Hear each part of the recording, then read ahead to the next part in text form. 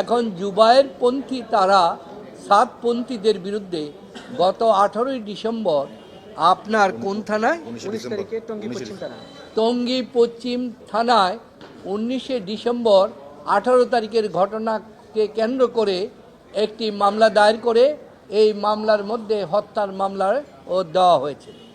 কিন্তু আজকে যেখানে যিনি এসেছেন উনি হচ্ছেন সৈয়দ ওয়াসিউল ইসলাম। ওনার বয়স হচ্ছে 80 বছর। উনি গত 8 বছর যাবৎ হুইল চেয়ারে চলেন এবং এইখানে আসামিদের মধ্যে কয়েকজন আছেন প্রাক্তন সচিব, একজন আছেন ওয়াক্সের সচিব, বিভিন্ন জনে আপনারা জানেন তবলিগের যারা তারা হাইলি কোয়ালিফাইড ইউনিভার্সিটি টিচার, বিভিন্ন সচিব, বিভিন্ন জায়গা থেকে তারা আসেন, তাদেরকে এই মামলা আসামি করা হলো। তো সুতরাং মহামান্য আদালতের কাছে আমরা বললাম, হাইকোর্ট ডিভিশনের কাছে আমরা বললাম, এই তবলিগ জামাতটা যেন জনগণের মনে যে আশার সঞ্চার করেছে, এই তবলিগ জামাতটাকে কেন্দ্র করে তাদেরকে আজকে একটা যে মামলা দিয়েছে, এই মামলার কারণে তারা কোনো কার্যক্রম করতে পারছে না। তাদের পরবর্তী তারিখ কবে তাদেরকে দেওয়া? 7, 8, 9 তাদের তারিখ ফেব্রুয়ারি। আর ওনাদের তারিখ ওনাদের হলো 31শে জানুয়ারি 31শে জানুয়ারি 1-2 হচ্ছে ফেব্রুয়ারি হচ্ছে মাওলানা জুবায়ের পন্থীদের।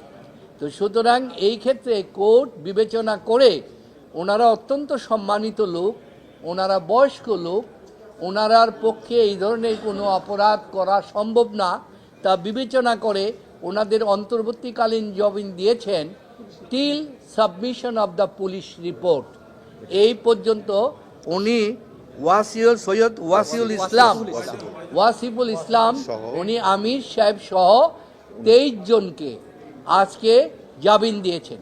তারপরও আদালত আবার একটি বলেছে তবলিগের প্রতি আমাদের সবারই একটা ইমোশন আছে, ইমোশন কাজ করে।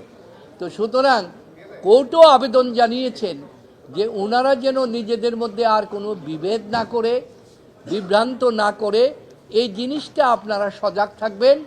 আর আমিও একজন আইনজীবী হিসাবে, আপনাদের সাংবাদিক বন্ধুদের একজন বন্ধু হিসাবে তবলিগ জামাতের এই দুই পক্ষের কাছেই আমরা একটা আবেদন রাখতে চাই যে তবলিগের প্রতি এই দেশের মানুষ